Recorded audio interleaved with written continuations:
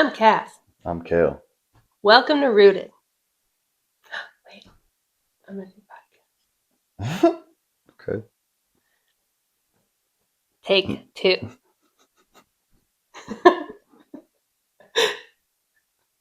Hi, I'm Podcast. I'm Kayle. Welcome to Rooted. So, I think that a good topic today to discuss is dealing with. Why are you laughing? You already know what's about to happen. We have an upcoming interview. Yes, I say we. It's you, but we as a family are all impacted by it. It's a great opportunity, and I think that this is a good time to kind of just discuss mentally where we deal with things when we're really looking forward to them and trying to still give it to God. And we talk about that a lot after the fact, not in the moment. You say, okay, well, once I learned in the grief, I gave it to God, and but I think this would be a good time to talk about being in it, in the moment, in the nervousness before the interview. So yeah, I don't know. I think that being that this is the third one coming up, it feels really good. It feels like a given, but it also could not go well. So, um, mentally being okay with whatever happens. Yeah, it's weird. I think, before I got saved, if I were to have called out to God, it would be make this happen. Right? Like I'm asking, even early in my faith, it would have been, this is what I want. Move mountains for me. Mm-hmm. And where I'm at in my faith today, that's not my prayer. My prayer is it's for God's will to be done. If this is where I'm supposed to be, make it obvious. Make it as little pain as necessary. You know what I mean? Right. But with that, I think we were talking about this yesterday. Everybody, all my friends, I've hit up most of my good Christian mentor style friends one on one and been like, hey, can you pray for me in this situation? And again, it's not, can you pray that I get this job? Because, obviously the Lord provides exactly what we need. And sometimes more. But there was a common theme with everyone I talked to, including you, really, that was like, oh, give it to God, man. You'll be fine. And that expression kind of made me want to put my face through the drywall. Yeah, no, I know. And it's not, and don't get it wrong. Yes, you should do that, right? But we have these cookie cutter expressions as believers that when we don't actually think about, what did you say yesterday? All the meat and potatoes of it or nuts and bolts. The details. Yeah, when you don't actually process what that means on a granular level, it sounds like, nah, don't worry about anything. You're good. Right. And no, bro. So this interview, yes, this is the third of 3 interviews. I'm very optimistic. I think that of all of the positions that I've applied for over the years, this would probably be the one that's the most tailor fitted to my personality, my experience. I think, even some guys in the club that don't know me that well, when I explained the role, they were like, it's made for you, bro. So I have that where I think it would be a great fit. Obviously, financially, it would change a lot for our family. It would open a lot of doors, like with Elijah and that hockey academy. Being able to afford that would be great. But kind of trailing off here, the give it to God aspect. Oh, so yeah. So it is the third interview, which feels like, well, you passed 1, you passed 2, just 1 more to go. But the first interview was a traditional recruiter feeling you out kind of deal. Hey, do you on paper meet the basic qualifications to move forward? That kind of thing. The guy's not inherently technical. So those are usually guaranteed anyway. Then the next interview was more personality fit a little bit more. Tell me about your experience. But it wasn't the boss. It was people who'd be my peers. So that was very relaxed. And so it's all right, knock 1 out, knock 2 out, only 1 to go. But on a difficulty progression standpoint, the third might as well be a whole different process, right? This isn't a conversation. This isn't tell me about your experience or, point us to a time when kind of stuff. I have to give a long presentation that I have to come up with from scratch, that details a lot of technical information, while you already know, but it's a huge undertaking. And so when everyone's like, give it to God, bro, you got this. I'm like, I give the outcome to God, sure. But I have to make the presentation. I have to know what I'm going to say for each slide. I have to put in the time to be able to do this. And I think the anxiety, the fear around it isn't, what if I don't get this job? I mean, honestly, that is part of it. Right. But I trust in God enough that whatever the outcome is, I'm going to be okay with it. I might not be happy about it, but I will trust God through it. My fear is being underprepared. My fear is going in not having a full understanding of what I'm trying to present. The way that they've structured it is I give this great big presentation, and it's on like operational technology, cybersecurity, best practices, and product demonstration. It's not like something generic. It's specific and technical. Anyway, then the latter half of the interview is open form Q&A. I don't know if that's about what I'm presenting, right, or like anything. And so like, what is your favorite color? Right.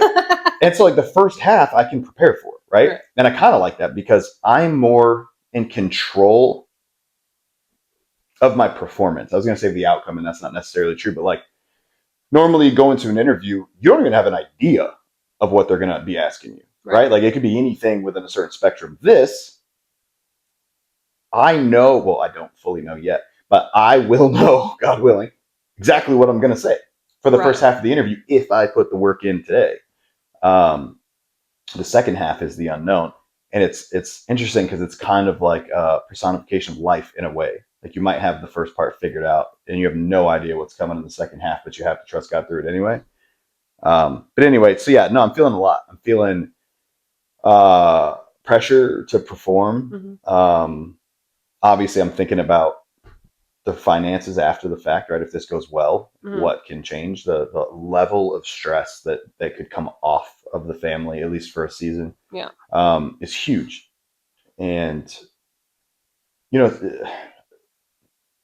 kind of unrelated but related in a way, we were high income earners for a long time, and we've gotten to experience the other side of that coin pretty intimately these last couple of years. And I don't necessarily strive to get back towards being a high income earner, but a little bit of stability and ability to project what the next 30 days could look like is a piece that I took for granted when we had it. Yeah. And so I don't want to get back to the point where I never check the price tag when I go to the grocery store to make sure I'm buying the more efficient pack of chicken breasts or whatever. But man, to know for sure the mortgage is going to go through when we press the button, or to know for sure that the oil company is going to show up because the payment went through. Like I'm associating every financial issue that we've experienced with this as the remedy. And not just a job, but this one. And I think I'm putting myself in a bit of a trap, because if it doesn't go through, then like internally that hyper compounds all the other small issues as like a failure in this way. So give it to God. Yes. You can't surrender. We've talked about this on here. You can't just surrender like 6 out of 8 things. You either have to surrender or you don't. Tracking. Give this situation to God. Also tracking. But boy, if I don't stay up until 2:00 in the morning, making sure this presentation is together, I know exactly what I'm going to say. I have the transitions down. I know, ballpark how I'm going to approach the thing. I can't show up tomorrow unprepared and say, but I gave it to God. But then in preparation, there's also being well rested. So there is like if you back it up to, real quick, I'm going to interject. If this is a listener's first episode that they've ever heard, when he said the guys in the club, it's a Christian motorcycle club. That's what he meant. Just want to point that out, because if they don't start on episode 1, they might not know. That's fair. But going back to the giving it to God, I was on a podcast recently, and she said, "Well, how did you give it to God?" And I had to really pause and go into that granularity that you mentioned, and the details. It's so easy, and it's such a Christianese, as you call it. Sure. Say, "We'll give it to God." Okay, but how? Which aspects? Right. And so then if you look at it from the lens of our humanity and our expectations and what would make us feel some level of peace, we go, okay, well, I have anxiety right now. What is it about? It is about being prepared for this. It's about the unknown of what they're going to say to me. So you can't fully prepare for unknowns, right? But you can probably guess the few items that they might cover. And you know what your strong suits in this are, and you know what you don't know. And you've already been honest with them about what you don't know and need to learn. Sure. So at that point, in any situation, when we say give it to God, and I think you bringing up the hockey academy for Elijah is good as well. We started in the beginning of this with him, and we were like, hey, listen, you have one academy from one person who Kayle happened to speak to, who noticed your growth and who you were a year ago, and now sees the change in you and is willing to have a cup of coffee about this. It is a tier 1 team. You are a house team kid. We love you. You're a great human, but you're clearly not tier 1 yet, right? So you'll get there if somebody's willing to train you, and we can financially make it happen to get you there. Yeah. And then we prepared him for, okay, well, give it to God, right? You're going to go ahead and pray about it. We're going to pray about it. And if things start happening that feel right, then we will keep moving. And if things feel like doors are closing, then we will stop. That doesn't mean we're not going to put the effort in. We did. And in that effort and other conversations, we ended up with a second academy that was interested in him. And so in visiting academies and talking to people, we then found warm fuzzies somewhere else that wasn't even the original item. And when we came to the conclusion that it was a stepping stone instead of the definite thing that had to happen, we saved a little bit of money in the contract, but also with that said, okay, this is starting to feel like it's a yes. So let's see where that goes and continue to pray about it. And then with that, you're now on interview 3 for a job that would make this a little easier to stomach financially. A little easier. A little easier. But with that, the other half of or third of the giving it to God that at least I personally experienced in the last month was the beginning of the month of May is very difficult for me. It is Mother's Day. My mom has passed away. My daughter died right before Mother's Day. It was also her birthday 5 days prior to that Mother's Day. Anyway, depending on when Mother's Day falls, it always lands somewhere smack dab in the middle of our deceased daughter's birthday, her death day, and then I'm obviously thinking about my mom a lot. So while I'm trying to enjoy Mother's Day, I'm also trying to go, give it to God, give it to God, give it to God. And it's been 9 years since Emerson passed, and I grieve differently now, but giving it to God looks a little different than it did a year later or 5 years later. And on her death day, I woke up, immediately remembered, obviously, because I was thinking about it the night before, and then prayed and continued on my day in the details. And that is really the part that I think we miss sometimes as Christians when we say give it to God. We take the whole overarching package, I think, and go, okay, here you go. I'm going to try to not worry now. And well, that's great. If you're physically capable of doing that, then wonderful. I know that I'm a planner, and so I do the every little detail thing, and you like to have control of situations, as I do, and so you're looking at every little piece. So when we give it to God, I feel like that prayer should not be, all right, God, take the day that's really hard from me and just make me not think about it. Giving it to you. Okay, God, take the day that I have the interview and that's it. No, God, prepare me and give me peace as I'm preparing. Show me which things I should be working on. Don't let me get distracted as I'm working on this. Can you help my wife keep the kids a little farther back from my office while I'm trying to prepare for this? Ensure that I'm doing my due diligence and that I know at the end of the day that even if I don't get this, I did everything I was supposed to do. I had the work ethic necessary to get the job done, and somebody else must just have been a better fit. But that piece also can come from being willing to accept a no with understanding you did everything you could for the I think job. that's the part that I'm getting hung up on is I have not yet done everything that I need to do to be prepared. I don't know what time it is right now, but Everyone's like, well, you're talking to each other right now instead of working on your interview stuff. that's where my brain's at. And yeah, like, this will be a shorter episode. Honestly, I think it's good though, right? I've been staring at that monitor outside of sleep for the better part of 48 hours. And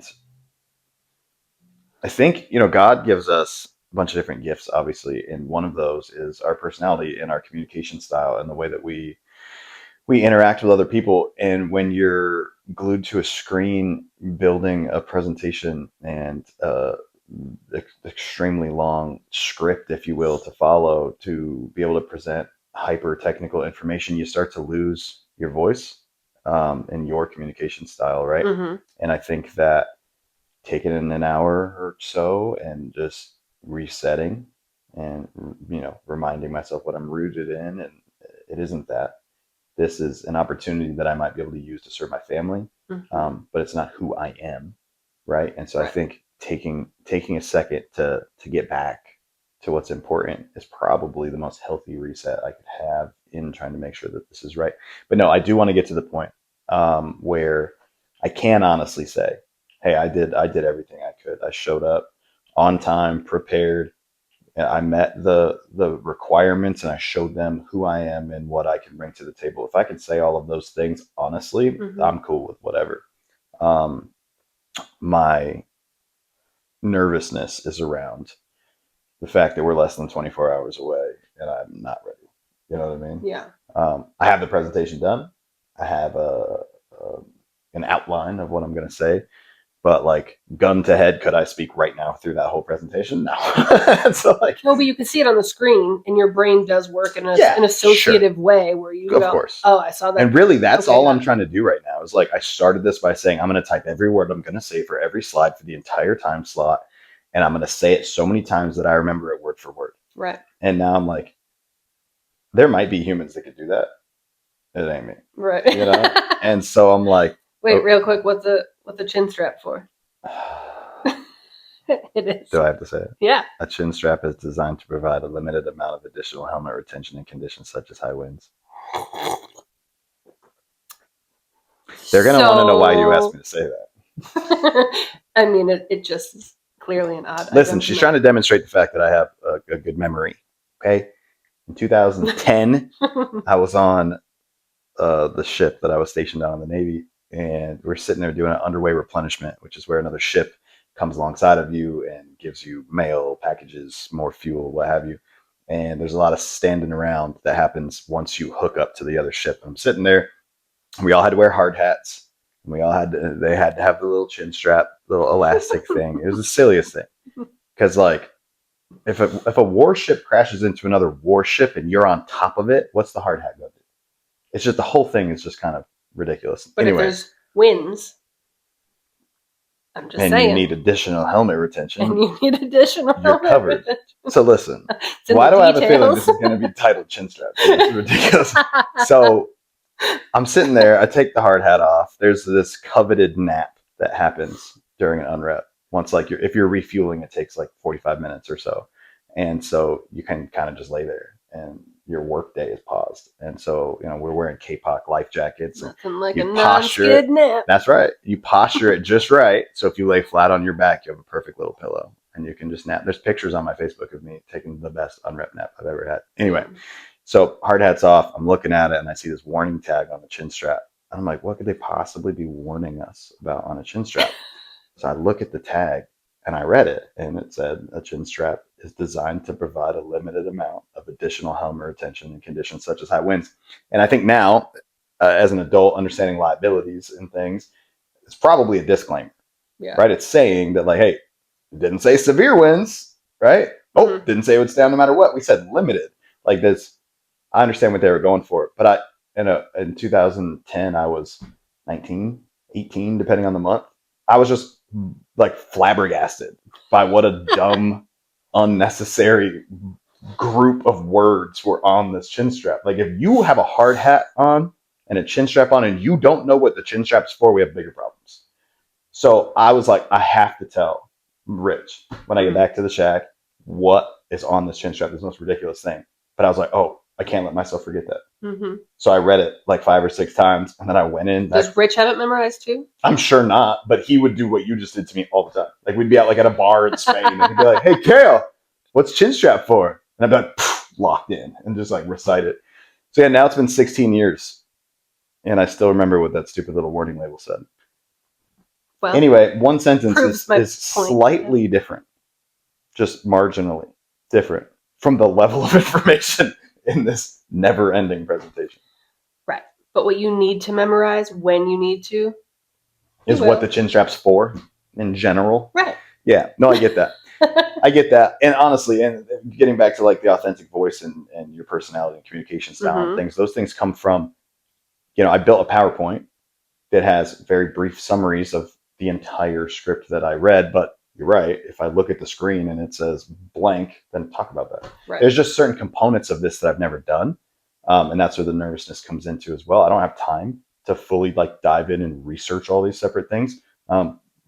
Nor is my prospective employer expecting me to be an expert in these things, but there are things on there that at a glance, I don't know that I would have enough to say just yet. And that's where this evening will come into play. Right. But anyway, no, that was a good reminder. I just want to be prepared. That's all. That's where my stress is at. I think I already have peace with the outcome.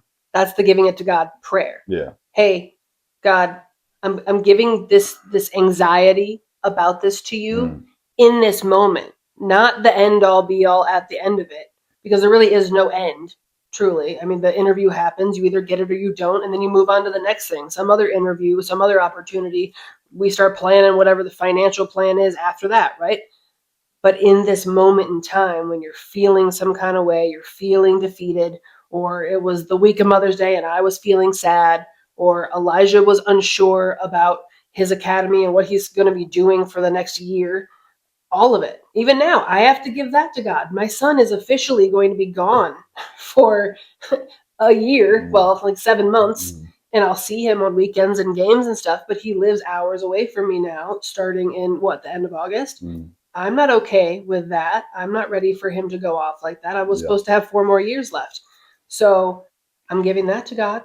Not in the, hey, in August, because right now I'm having tears about it. I'm going, okay, God, it feels like every time I even was trying to let this be a no, because I couldn't let go of my baby boy, you showed me a yes. So give me the peace in this moment. Give me the peace in my stress moments to choose him and spend the time now, instead of, hey, could you guys be quiet? I'm busy doing this. Hey, could you guys stop it? I'm trying to work. Hey, we have this podcast. I need you all to disappear for an hour. But with all of those pieces, it's brought a different reality to me now and how I spend the time. Sure. Shoot, the other night when he was just like sitting on the bed chatting with me and you were kind of like, I'm ready to go to bed now. It was midnight. There was a part of me, though, that was like, he's leaving soon. Yeah. I'm going to get every minute I can. And I prayed to God for these moments. And he, luckily, even as a 14, almost 15-year-old boy, still wants to sit on mom's bed and talk to her about his day and his life and ask questions. And not everybody gets that with their teenager. So I'll take what I can get, because he might go hang out with a pile of boys for 7 months and come back not wanting to talk to anybody. I don't know. And I pray that that's not the case. But I'm giving that detail to God. I'm giving the who he's going to change into to God. I'm giving the time that I'm not going to spend to God. And I'm giving the right now anxiety and how I choose to spend my time to God. In the moments when I am crabby and not trying to have kids all over the place, and I get there's only 3, but it feels like there's 100 sometimes. All those are in the details. And so with your job interview coming up, it's the moment where you have that stress. It isn't, I'm so stressed, I don't know how this is going to work out. It's in this moment, I feel unprepared. God, what can I ask of you in my heart posture right now to feel more prepared? How can I ask for peace? What is the detail?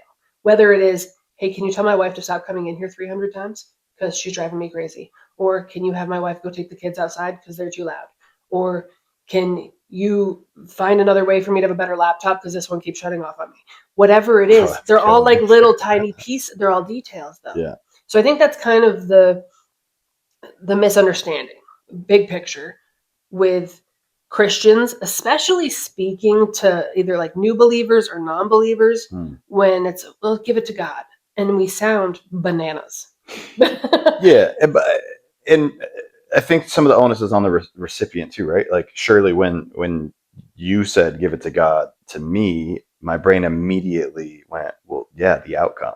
Like that's what you were saying, right? And I think that the same thing with surrender. I talk a lot on TikTok about surrender, and how partial surrender is not surrender, right? And these things, and it's like when you tell someone and they're like, man, I just don't know how I'm going to get through this. And you're like, bro, surrender that at the foot of the cross right now. His yoke is easy. His burden is light. You don't have to carry that by yourself. That all sounds reassuring. But if you're not, as the recipient of that statement, if you are not fully understanding what that means in the process of that, I think it falls on deaf ears, even amongst believers. Because we know these things. When you say something like give it to God, we're like, duh, but like I'm stressed, bro. And I don't know.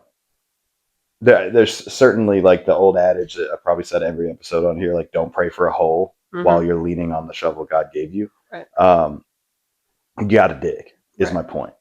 And maybe the prayer looks like, help me not run out of stamina. Help me not run out of energy. Help me keep this pace. Help me stay motivated. Help me keep my eyes on the prize while I dig and do the work. I think some people might respond though to that with, well, why waste my time?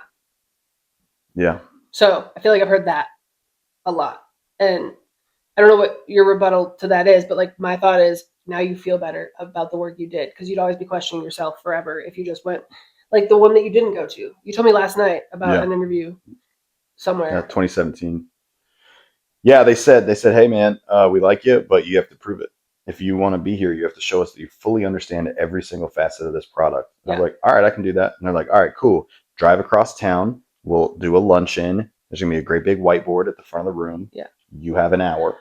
Oh, it was across town? Yeah, it was in Hampton Roads. When it was you like, had when we were in like Norfolk, it was across the bridge. I thought it was like a get on a plane travel here to do that. And I'm like, okay, well, it was probably like 45 minutes. But it was the principle of the thing. I couldn't hide behind a screen. I couldn't be on the other side of a phone. I couldn't, turn my camera off for a millisecond and like, right? Like, I, just getting out of the military, not really knowing a whole lot in technology, was going to have to stand there with an expo marker and an hour and have a front row of experts, and I'm supposed to teach them something that I didn't fully understand.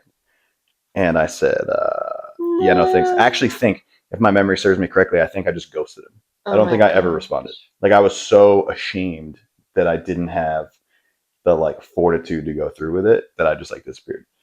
And this 9 years later is like the very first interview of a very similar caliber since then. Right. And bro, it's intimidating. I mean, but now you're using the shovel. Yeah, well, I'm trying to, right? I think I've done most of the things I have to do. I don't know. I think most people don't interview well. I don't know that I've met anyone that's like, nah, I love interviewing, man.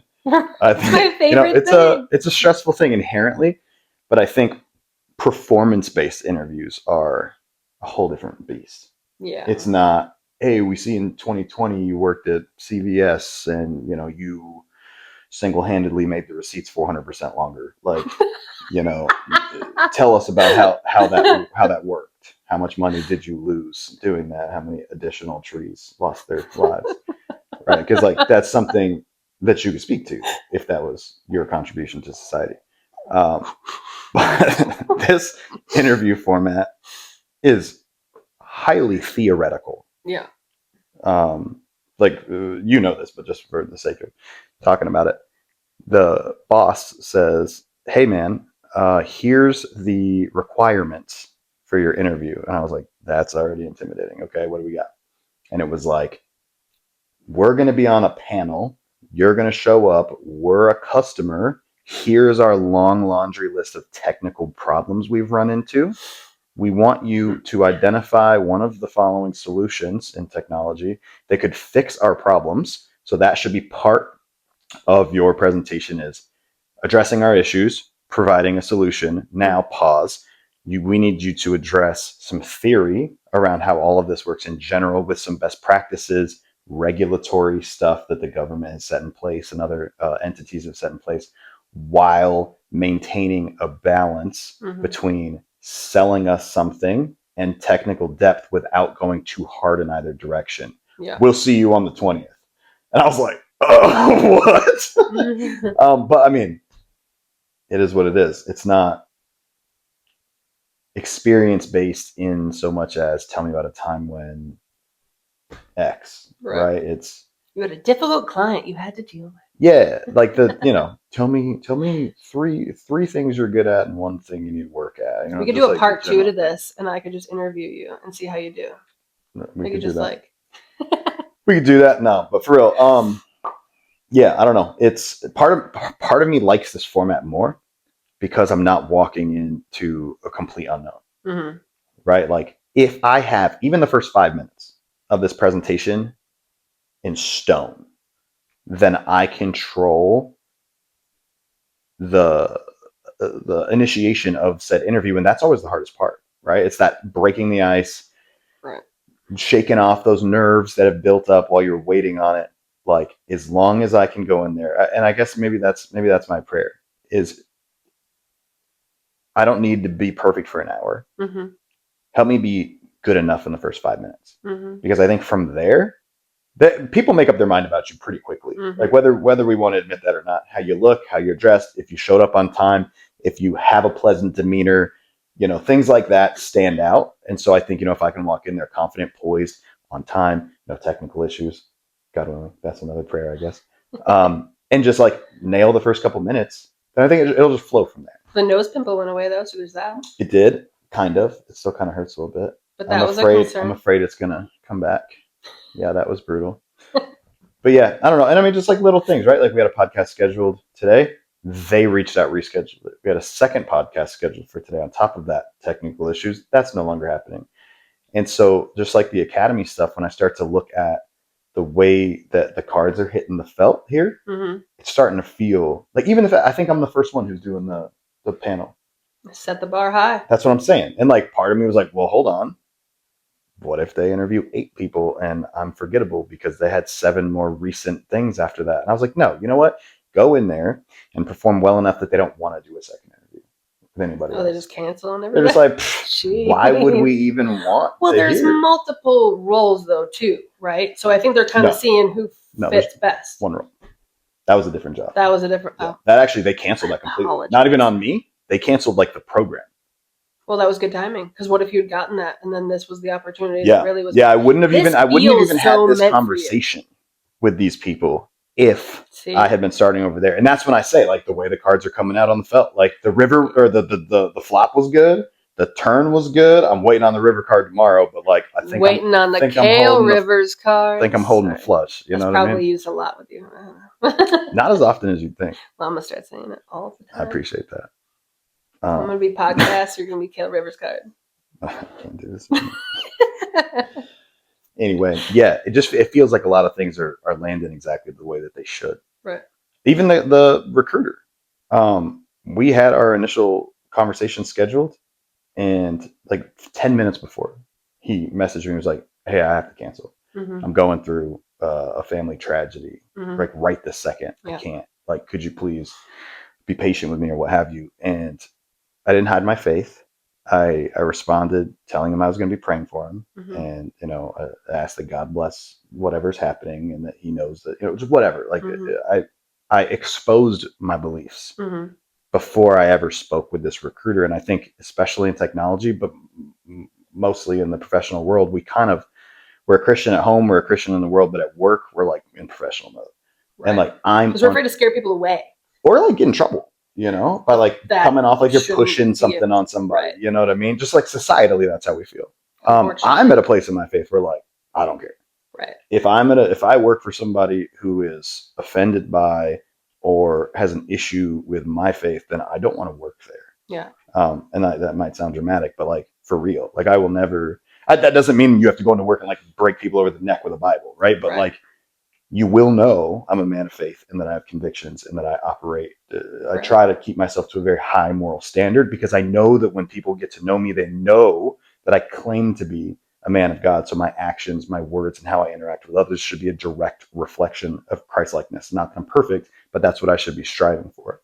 I actually would like to think that an employer would be excited about somebody who is heavily in faith, because that means you should be getting someone who operates with a high moral compass, with integrity, with things of that nature. So anyway, I shared my faith with him immediately. He thanked me for it. We ended up getting on the phone. He actually had to reschedule the second. So he rescheduled, and then the rescheduled call he pushed. He messaged me back, and I didn't know the level of family emergency he was going through or anything. But when he messaged me back right before our second attempt at speaking, he let me know that he was actively at the funeral home trying to wrap something up. So then I knew that it was a more personally pressing. Well, and like in his immediate circle, right? It's not like I guess if it's like cousin's grandma's dad choked on a CVS receipt or whatever. Like, what is with you in the CVS? They're so long. They're scarves. It's multi-purpose. I got you.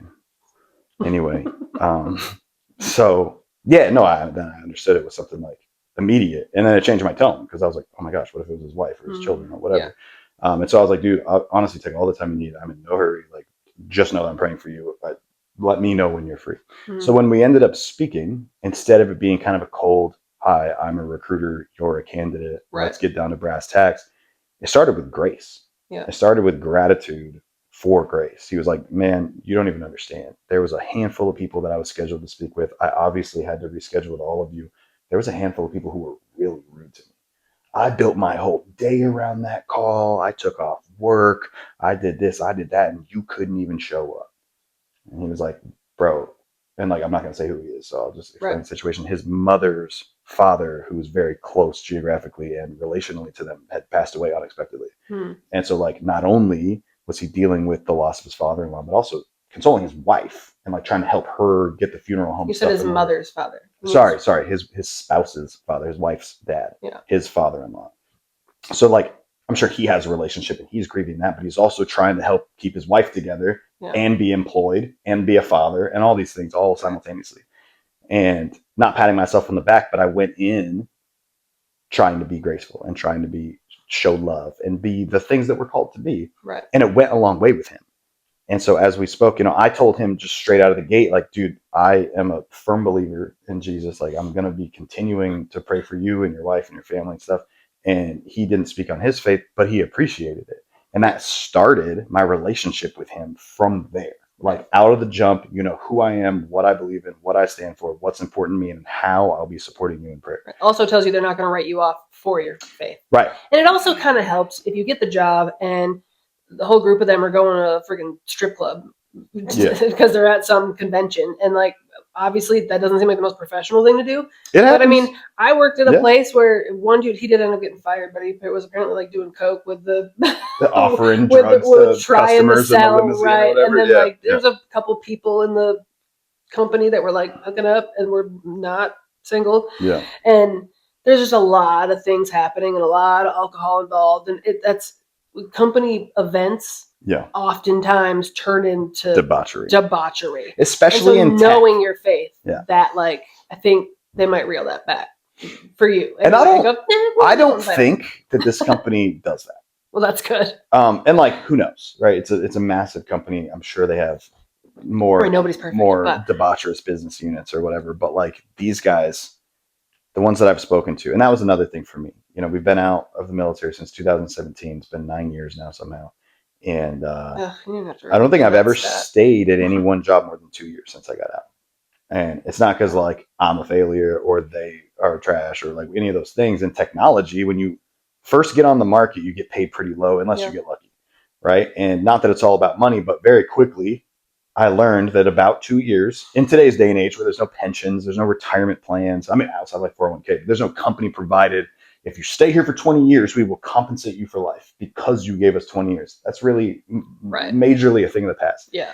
So there is no incentive to stay at one place for 20 years unless you're really being taken care of or you love it.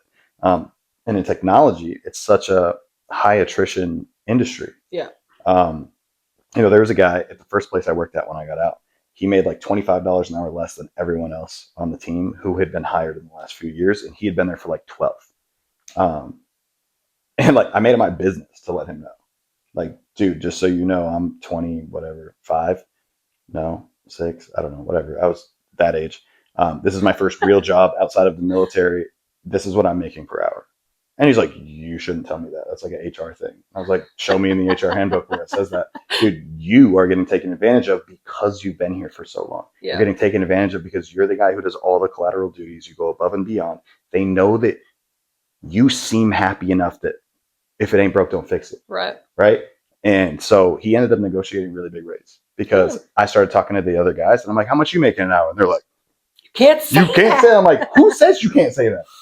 Well, look at the contract that we almost signed for the other academy. I mean, it was like, you cannot say anything that's in this contract to any other parent because, the top tier kid is probably going for free, whereas the tier 4 kid who they're willing to train is paying the whole amount more. No, I guess what I was getting at with that, though, is like, it's highly beneficial in technology. Or project-based. I mean, some of them are like, contract beginning to end, and you will only be here for 6 months, that kind of deal. Right, yeah, I like did a lot you built the thing, or you did the thing, and it's not life cycle based or managed service based, so then you're just out. But what made me really happy about this role, there's 8 people on my team. I would be the 9th. And that was another weird, like, synchronicity, if you will, is that all 8 of these people are in geographically different places in the country, and they all have an area of responsibility that they cover. Right. So it's like as you know, it's a partially travel-based technology sales solutions kind of situation. So like there's a guy in Texas, there's a guy in Seattle, there's a guy in Jersey. Like there's people who are covering those respective areas. They don't have anyone in the Northeast. And they've been specifically trying to find someone in the Northeast. Here you are. And I popped in and they're like, where do you live? And I'm like, a couple hours north of Boston. That is north and east. They're like, no way. I'm like, let's get it. So that was another one of those things where like it just felt good. But 2 of the guys, the only 2 who interviewed me for my second round, they're both people who would be my peers. One of them's been at the company 31 years. Wow. The other one been at the company 12 years. And I was like, holy cow, 31 years at a company in technology? That's unheard of. And he went, not here, it's not. And it's something like that where, if they're happy, then why leave? That's what they said. They said this is the absolute best place to work in every respect. They're like work-life balance and financially. They do 2 different forms of financial increase every year. Like one's like a cost of living, one's like merit-based. They have a bonus structure. They have almost like a commission type structure component to it as well. They do heavy continuing education, professional development, like grants and stuff. One of the guys said that he was recently, technology is something that is always evolving, obviously. And so there was something that was coming out or an issue or something, and he wanted to do a presentation on it. Yeah. This company does a lot of like symposiums, conferences, things where they go speak on emerging issues and things like that. And so the company granted this guy who would be on my team $1 million in R&D to go figure it out. Like not to his bank account, obviously. Right, but like it costs money to research and develop. to grab all of it. And so like to him and a couple of the other guys at the company who were passionate about figuring this problem out, they're like, here you go. If you think that's important, we back you, go do it. Right. And so they're like at every turn, if I want to get another certification, they back me, they pay for it, they help me train. If I think that there's a huge issue in technology that needs to be addressed, they financially back me and they support me to do it. If I want to go to my kid's soccer game, one of the guys said he has not missed one of his kids' soccer games yet, and they practice at like 4 p.m. on a Tuesday. Wow. And he's like, you can't beat it. Right. And that's something that I've never had. Right. It's either be a great parent or be really good at your job. Yeah. Mixing the 2 is really difficult. And the more money you get paid, the more demand on your time there is. And here it seems like a really healthy balance of fair pay and more than fair home life balance. So anyway, that obviously things like that are really important to me. as badly as we could use a couple extra bucks, I'm not willing to not be present. Right. Especially after the military, I'm not going to do like we need you on an oil rig for the next 4 months. Right. You'll see your kids in February. Right. Like I can't. But it's even not worth knowing that you could go into a situation where when you think that there should be some sort of change, process change, you aren't working under a tyrant, which you've often been under, who says you absolutely are doing it my way. That's it. No change. I literally get hired to make change. Right. And almost every time when I first go in, the first thing they say, well, you can't work in a vacuum. Well, I'm not trying to. You were. You begged me to help you change, and you refused. Cotter wrote a book in the 90s about change management, and one of the number one pieces is getting buy-in from everyone else. Yeah. It isn't a, hey, I'm making this change, it's over. So them saying, hey, here's the financial backing. Hey, team, we're going to back him on this change, and we want to stay scalable. A company that wants to be scalable on their team's merits and understanding and research will go a lot farther than a company who thinks that the 2 leaders that they have are the smartest people in the room, because there's a high chance that they're not. Well, and that's how you make people stay for 30 years too, right? Because they feel heard. In technology, it's really easy to be a one-trick pony. When I first got into, and not that this whole podcast should be about technology, I guess, but when I first was working at that very first company that I worked at when I got out, people were picking a product, like a specific vendor, and trying to be like a subject matter expert of that, right? We had like McAfee, we had Symantec, we had Splunk, we had Tanium, we had all of it. And so like people would go, I want to be the Tanium guy. Right. And so they'd like start abandoning, because we kind of did it all at the same time, like whatever was on fire we were working with. But people kind of naturally, or not naturally, intentionally dug deeper into one and kind of pushed everything else off on other people. And not everyone, but a lot of people told me back then, like, dude, you want to make real money in this space? Be perfect at one of these things, but you can't keep trying to juggle 5. And I never did.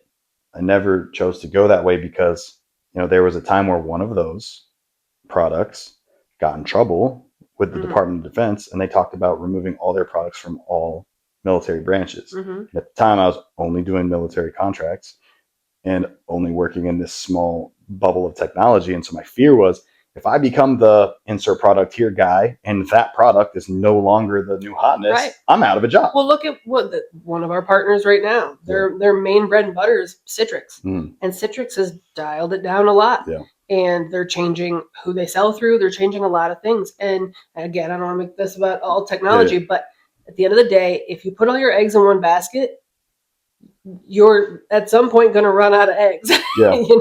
Something's going to fail.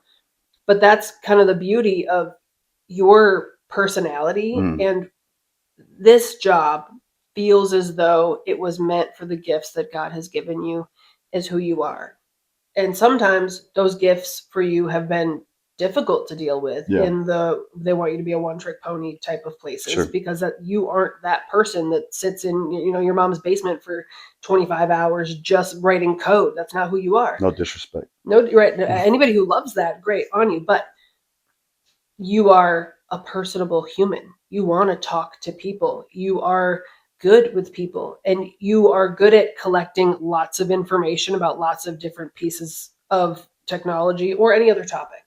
So being able to utilize that's almost, it feels like it's a disservice to themselves if they don't hire you. But at the end of the day, if it's not God's will for you to have this job, then it's not.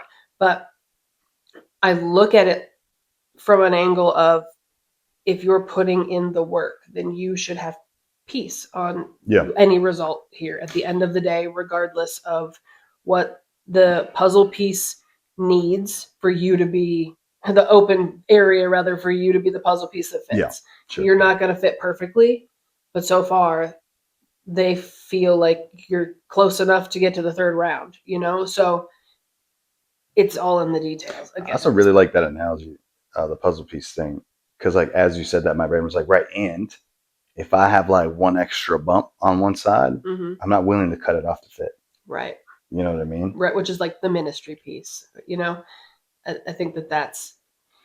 And that's something that like, those have been what more my prayers have been, honestly. Right. It's don't let me compromise who I am to chase $1. And if I get this job, let me steward the blessings well. Right. Let it be a vehicle, let it be jet fuel on my ministry. Right. Let it not replace you don't know who you're going to meet there. Right.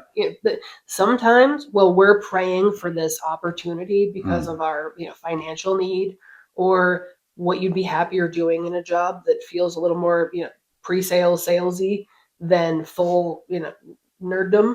Then great, but the bigger picture we don't see, that God has a vantage point over, is the 4 guys who also work there, who see you as an influence at some point in their lives. And I'm not saying you're going to beat them over the head with the Bible, but who you are as a man, as a father, as a husband, as a worker, your work ethic, all of those things are an influence to the people that you work with. You don't know that you're not going to change one life, and then maybe you only work there for a year because you did the thing that God wanted you to do. Sure. Because now there's a new guy in heaven, where we see it personal and selfishly in every way, as humans do. But the bigger picture is, who are you influencing? Or even selfish adjacent, right? Right. I'm not saying it like you're being. I'm saying we don't. Right. It's not even picture. Just about yourself, right? It's about the house. It's about everybody here. I'm looking at it like, how do I best serve you? How do I best serve the children? That's my selfishness. And it is inherently selfish, I think, because I'm worried about my home. But you're right. There's always more to it.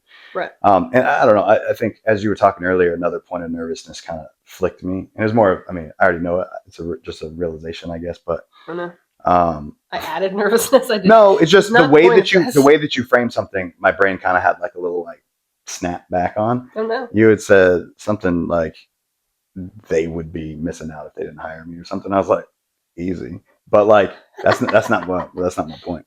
But in that somewhere, I was like, right. But I agree to an extent, not that it would be their loss, but I do agree that I'm a really good fit for this position. Right.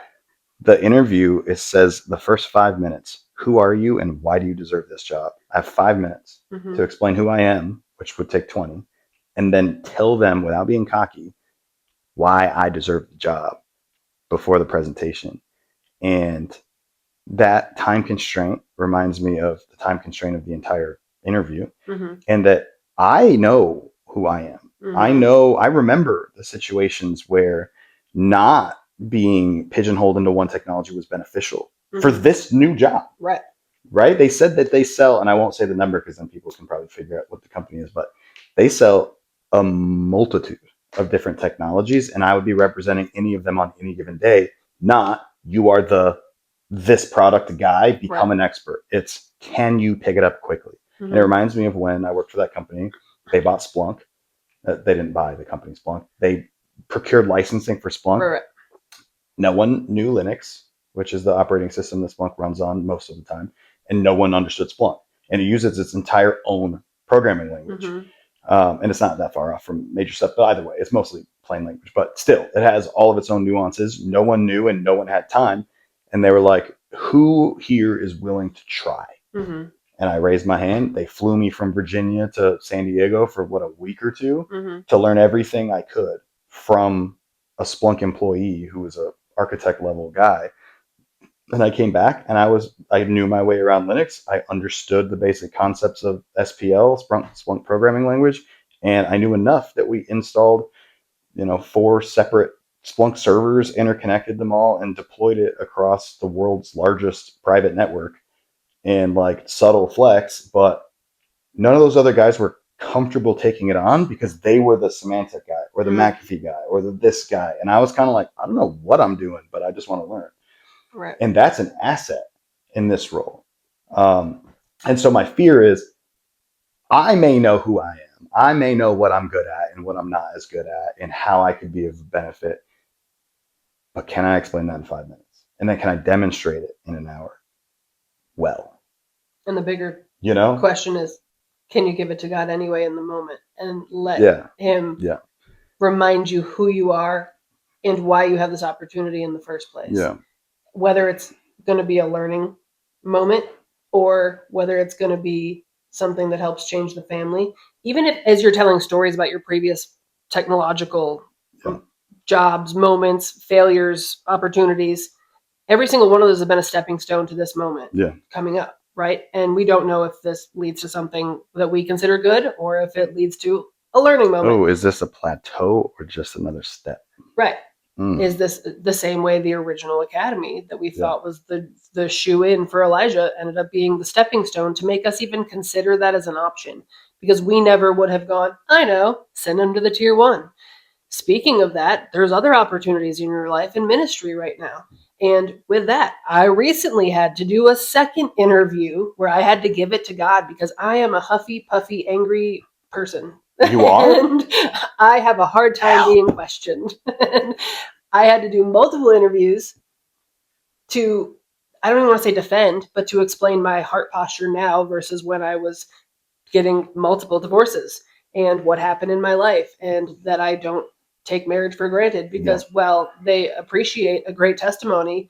They don't want the wife of someone in ministry to be someone who doesn't take the marriage seriously. And so I had to do a lot of praying and heart checking of myself to go into that. Just for the sake of your other opportunities in ministry and where God is leading you. And that's not to say the two items can't coexist, depending on how this all works out over time. No, I think they should. Right. I think that, the specific area of ministry that I'm getting into doesn't pay anything for the first couple of years, and that's not what it's about necessarily. But year 3 and 4, you start getting a very, very small stipend. And it's like, think a tank of gas or 2 a month kind of thing to get you from point A to point B, but it is not a full-time salaried kind of thing. And there's some people who get into this exact same pipeline as me, who are either established in their careers already, and can just kind of allocate weekends and free time to building this thing.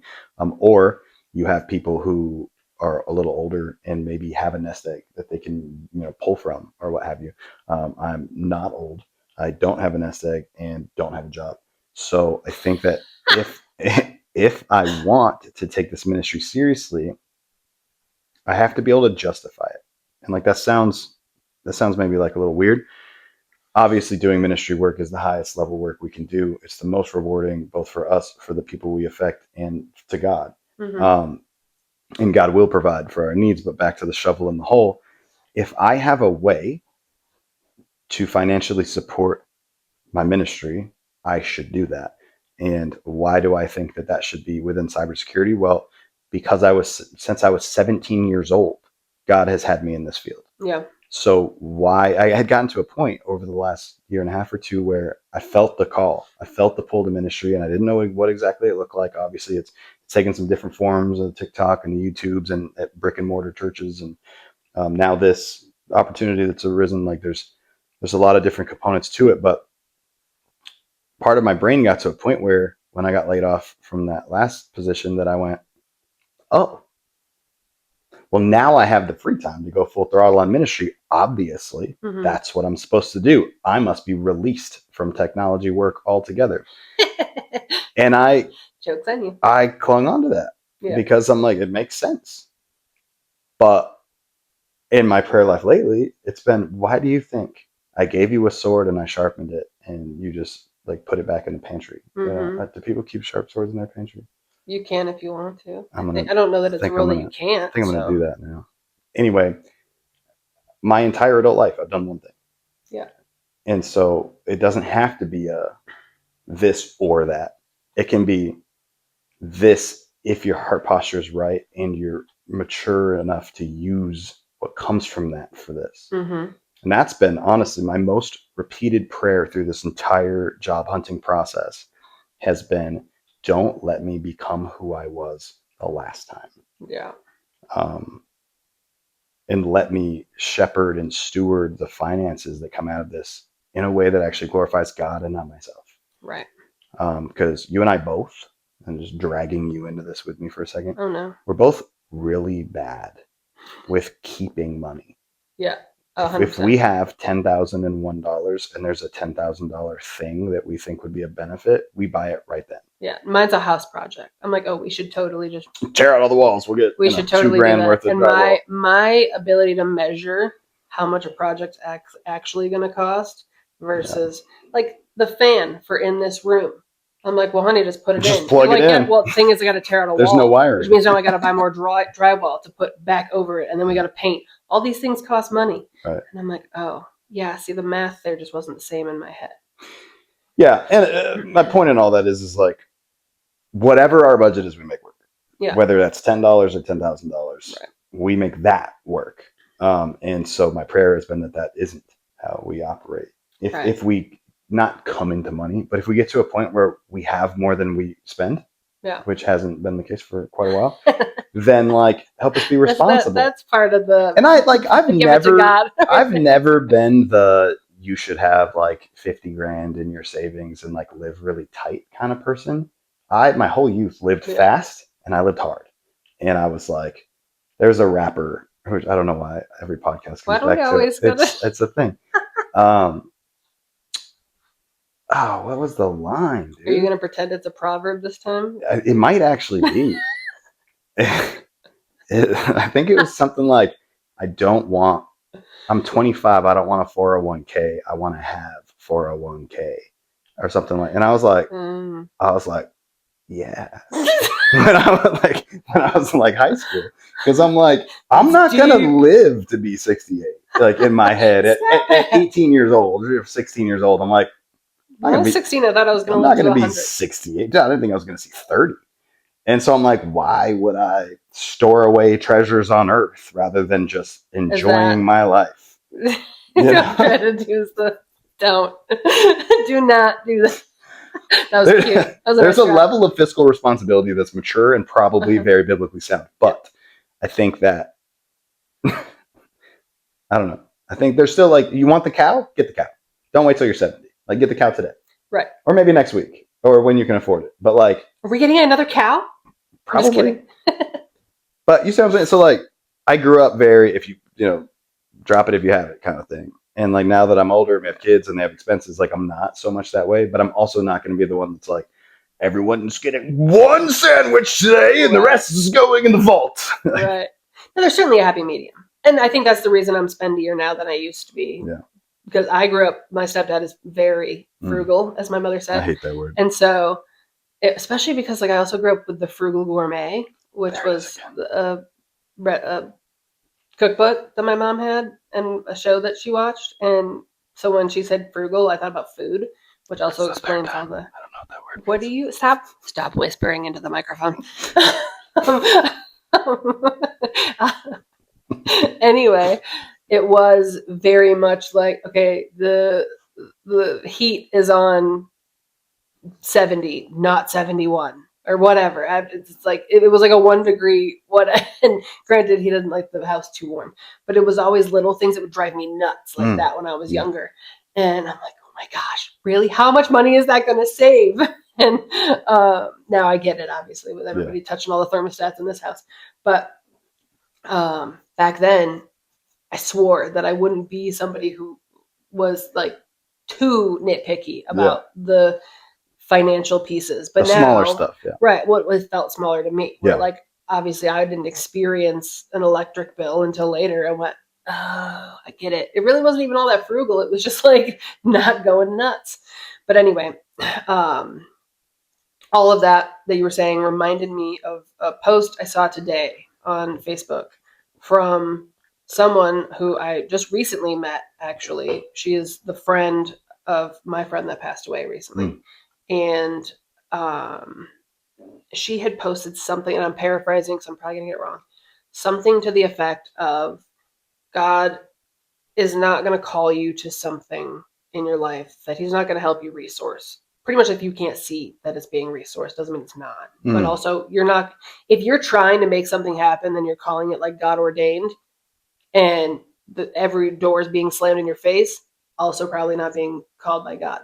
But in that same front, there's the understanding that if you feel like God saying yes, yes, yes, everything seems to be working towards it, even if you don't see that he's working in the background on it. We're talking about those puzzle pieces. Yeah. And we're looking at, okay, we got Elijah's Academy puzzle piece. We have the fact that my current contract, well, one contract left, is dying down too. And that goes along with that like Citrix piece or whatever. Everything seems to be dying down on my end. And all my time now is being spent on writing multiple books, writing blogs, editing these podcasts, and my life seems to be moving more towards the ministry side and less towards the technological side, where none of that is financially anything right now. It's just the mission. But with that, we have your job interview, which is another puzzle piece that starts to fit into all that. But our puzzles are not flat on the table. Our puzzles are 3D. So you're gonna have to break that down. I'm still trying to figure out what frugal means. Oh my goodness. Not spendy. All of our puzzles are 3D and we don't really see what's underneath attached. Have you seen those? You go to Walmart and seen those puzzles that are like thicker pieces and they all fit together and you can build like a cube and it's whatever, whales or whatever it is. You're talking about Legos. No, but okay, sure. You want to use Legos if that will help. But at the end of the day, this entire set of intertwined events that we're in the details giving each piece to God is also connected to a million other pieces that we don't see day in and day out. Those resources, the way that things are working, the fact that I'm not currently in my office right now on 15 conference calls like I used to be saying, hey, can you please handle the kids? Because I have all of this to do. Yeah. My time was so taken up that you had to be like house dad. And now it naturally seems to be shifting so that my ministry can work around the homeschooling the kids and all of the pieces with the podcast and the writing.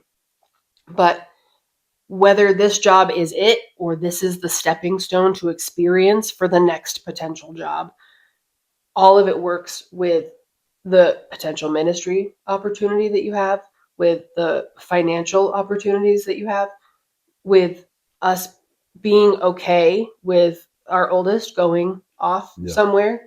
And all of it has to be given to God, not just the details that you're choosing. Yeah, you know, for sure. But we also have to be mindful of those details, because if you just all encompass give it to God, then what does that even mean? Yeah. At the end of the day, it sounds like nothingness, because I do think there's some lack of genuine accountability in that. And we go, okay, well, I gave it to God, but then we also like sat on the couch and watched Netflix and didn't. But I'm giving it to God, bro.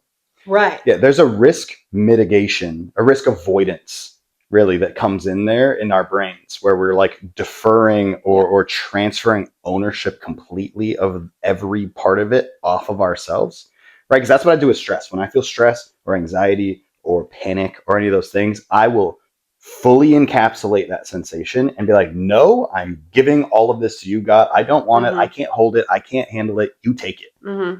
And like with a singular isolated issue that doesn't have a lot of different little, webbies coming off of it, that might work. Little webbies. But I was thinking of the seed potatoes I planted that had all the things, but I forget what they were called, so I just did that instead. But anyway, so in some areas of our lives, we can go, I'm feeling grief right now, and I don't want to, so I'm going to refuse to.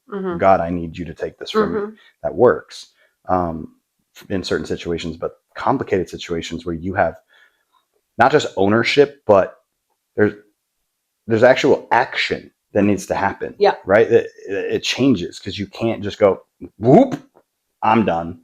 Right? Again, like I'm going to need to spend at least 5 hours probably this evening getting this where it needs to be. I can't turn my laptop off and say I'm giving this to God and show up tomorrow without, having done the work. Also, when you were talking about the gal that you met, the two Christianese expressions almost jumped out of my mouth out of instinct. I think that's how you know I've been a Christian for a minute now. It's like I think in Christian expressions and like Instagram quotes. But there's one that's really oversaid that I actually like because it's reassuring. But it says, if God called you to it, he's gonna see you through it. And like that goes right in line with what you said though. Like for real, if it's a yes from God, doors will open, things will move. And I think there's something to be said about the enemy, because he's a little sneaky punk. And he'll make it seem like a door got slammed in your face. And that's where discernment comes in. Right. But that's where discernment comes in. Like nothing that's going to happen will be contrary to the words of the Bible. And nothing will blaspheme the Spirit. Somebody's offering you drugs, that is not God opening a door. I'll give you this job if you leave your wife. Probably not God's open door. And then the other one was the one that I thought Matt came up with when I was a baby Christian. And then you were like, what? That everyone says that. But I remember we even went to Matt's church and it was like a placard on the wall. And I was like, that's so thoughtful of them to make that placard of Matt saying. Like, he's so involved in the church. It was the God doesn't call the qualified, he qualifies the call. Yeah. I thought your stepdad made that up. He didn't. I know that now. Anyway, that's the other thing. It's like, just because you don't see who you're being forged into while you're in the fire doesn't mean you're not coming out of the furnace different. Mm-hmm. Right? It's all healthy perspective.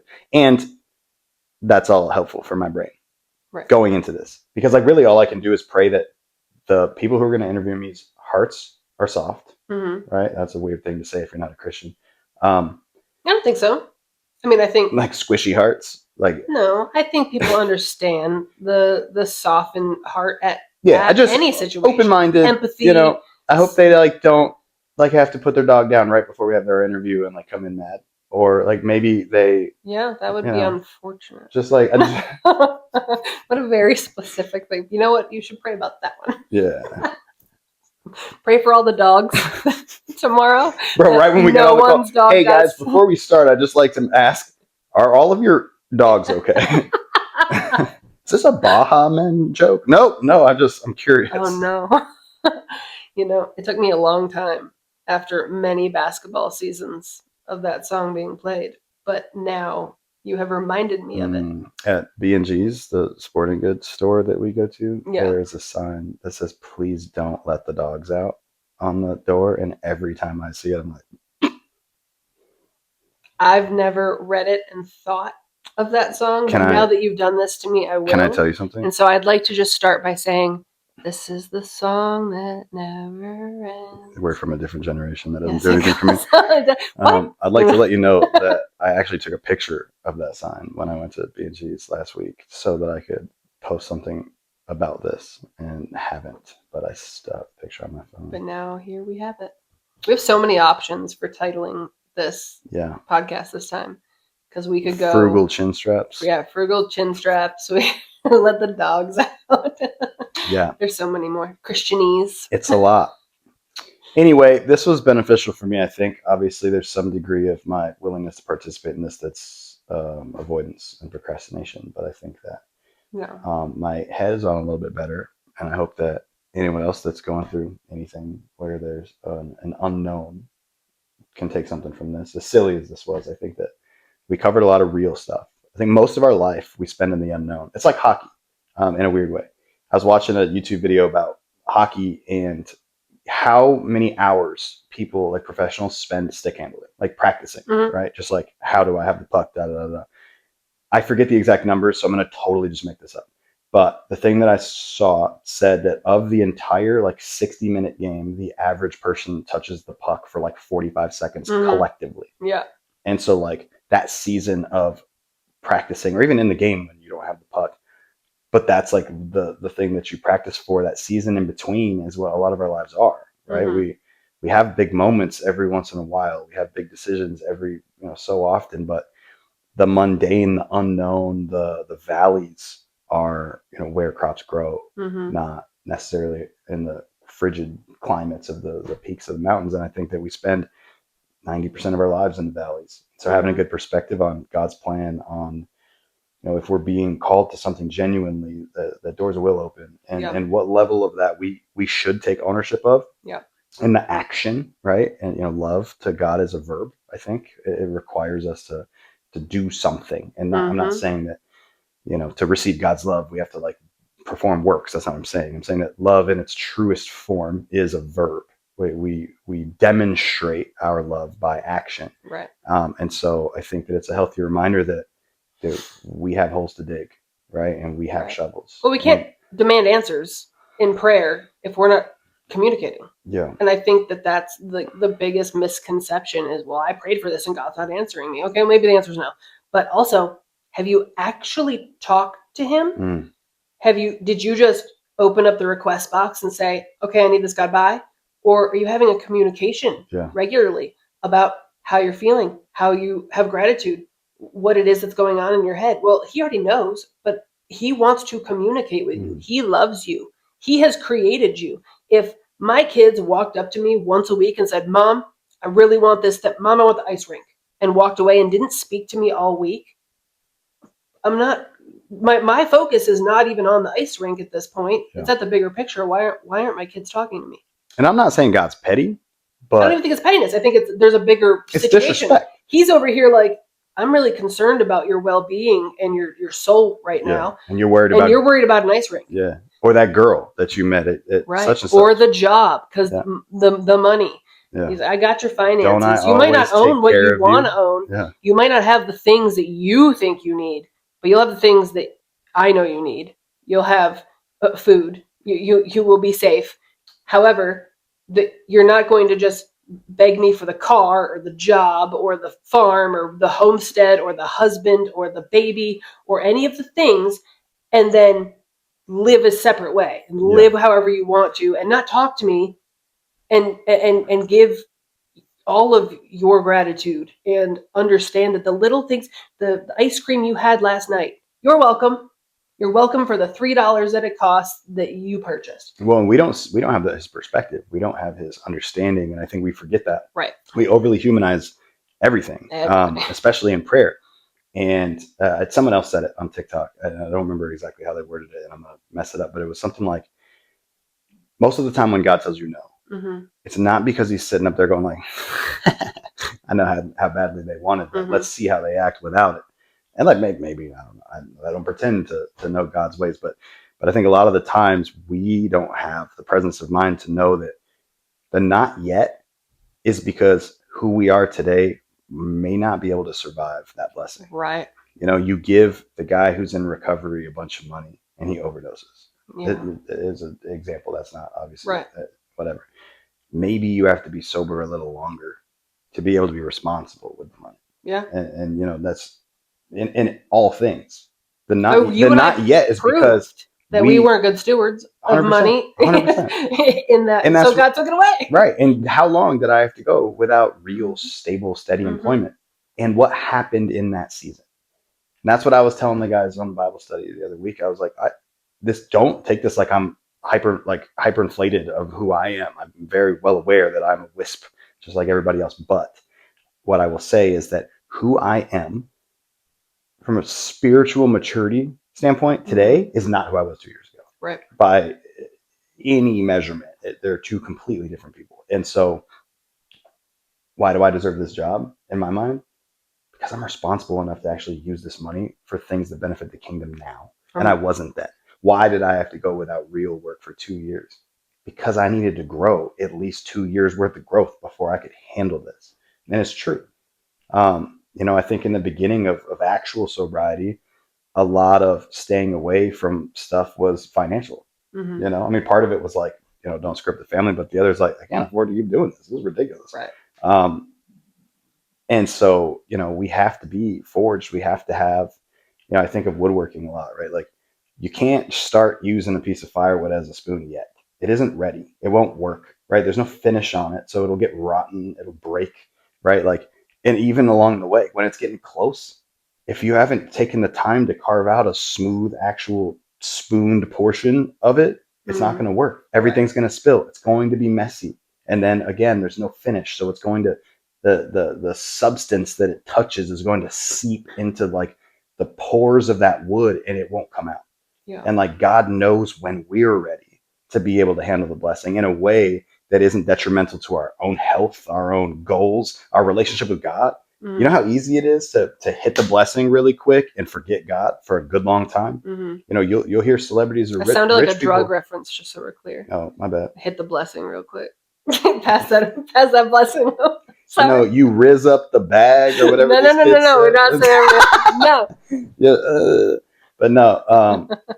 For real though, like you get what you want, just like with people. Yeah. Like you get the thing that you were after. How many guys are with a girl, especially in younger years, because they want something very specific and carnal, and then they get it, and then they ghost it. Like we do the same thing with God. We play along, we flirt back, we take him to dinner proverbially, right? And we're getting our word, we pray, and then we get the thing we were after, and we were like, thanks. Yeah. And so our resolve has to be different. Yeah. Our priorities have to be real. A lot of times for us to be the vessel that he intended us to be, complete with finish and and everything else. Which then, you can even make a perfect spoon and use the wrong finish and it's not food safe and you can get poisoned.